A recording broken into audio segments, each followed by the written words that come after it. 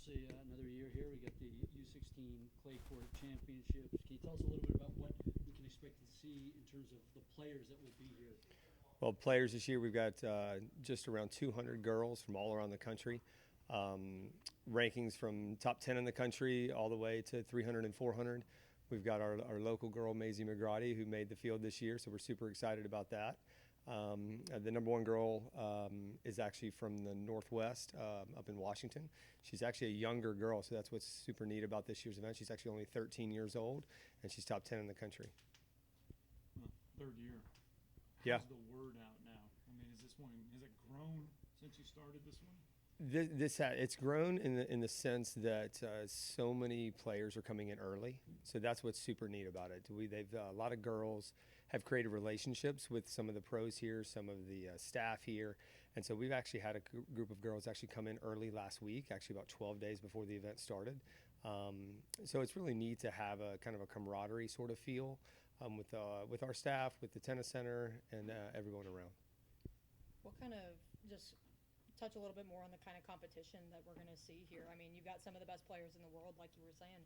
What is it going to look like? Yeah, no, it's super exciting because these girls grow up to get Division I scholarships and then grow up to play international events. So, I remember a couple years ago we had a girl named Claire V that at the time was 12 and 13 years old, and she's now top 5 in the world in juniors. So it's super exciting to see this level and at a younger age. So like maybe our best player might not be 16 years old, might be actually 14 years old. So it's super neat to kind of see the girls grow up, see where they go to college in a couple years, and then eventually, be on TV playing in Wimbledon. These are some girls that, we're going to see playing right here in Huntsville, and then to your point, maybe see them on the international stage one day. 100%. Some of the girls from our first year have just signed to go to college, and to see some of those girls in the draw from a couple years ago and where they're going to play Division I tennis and to be top 5 in the country now. And some girls don't continue to play, but some girls do. And like I said, the Clairvy girl ended up playing French Open. She's played Wimbledon juniors, and it'll be interesting to see in a couple more years to see actually one of these young girls start to compete on the WTA tour, which will happen. So the third year for the tournament, second year for someone from Huntsville. Yes. It's pretty good. No, it's neat. So Alana Boyce got to play a couple years ago, and now Maisie McGrady, a member here, kind of grown up here. I've helped work with her, and our other pro, Rusty Walker's, helped kind of work with her through the years. So we're super excited. She's only 14 years old as well. She turns 15 in August, so we're hoping to have her this year and next year.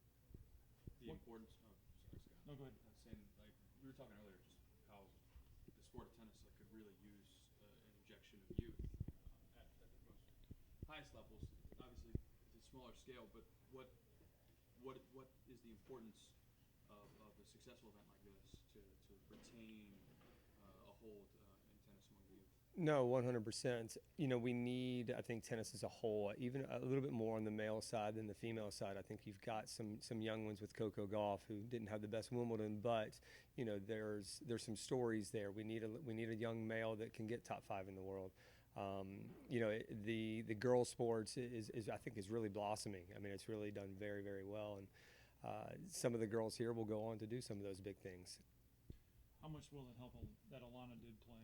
She can kind of help Macy and walk through this a little bit, because it is a little different tournament than what you've played in most of the time. No, 100%. There's an added level of pressure, and Alana felt that a couple years ago. It's something to where then she can mentor one of our younger ones and be able to communicate, be able to talk about it, be able to let her kind of show her the ropes of even media day like this, and be able to communicate there's going to be more people watching because Maisie is playing 100%, and there's going to be people that maybe she doesn't even know watching, and there's going to be more cheering, and that's not something you normally see at a lot of junior events around the country, to where there's quite a few people that will come out and watch this event. And especially with someone local, she'll have local support, which adds a little bit of pressure, but she'll deal with it just fine.